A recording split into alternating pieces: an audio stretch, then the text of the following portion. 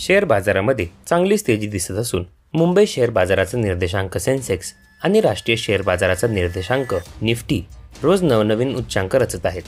त्यामुळे शेअरच्या किमतीही वाढत असून गुंतवणूकदारांना भरघोस परतावाही मिळतोय।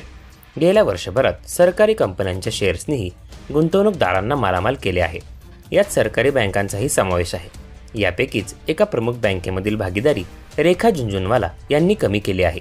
रेखा झुनझुनवाला या शेअर बाजारातील दिग्गज गुंतवणूकदार आहेत। त्यांनी मार्च महिन्यामध्ये एका सरकारी बँकेतील आणि दुसऱ्या स्मॉल कॅप कंपनीतील आपली भागीदारी कमी केली आहे।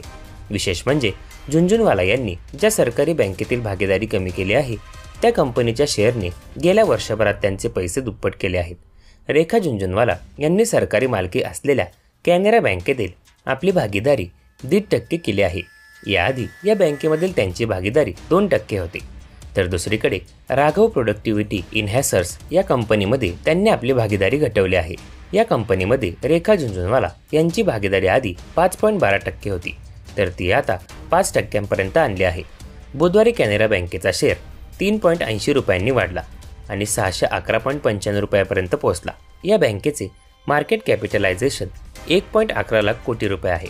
तर दुसरीकडे राघव प्रोडक्टिव्हिटी इन्हॅन्सर्स या कंपनीच्या शेअरमध्ये 0.54% घसरण झाली आणि तो शेअर 633 रुपयापर्यंत आला। या शेअरने गेल्या 3 महिन्यात 15% तर गेल्या वर्षी 45% परतावा दिला आहे।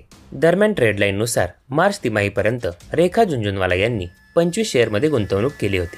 त्यांचा पोर्टफोलिओ 42,25,334 कोटी रुपयांचा होता। त्यांच्या पोर्टफोलिओमध्ये NCC, टायटन कंपनी, व्हिएटेक वाबॅक, नजरा technologies, metro brand, Tata Motors, Tata communication, Fortis health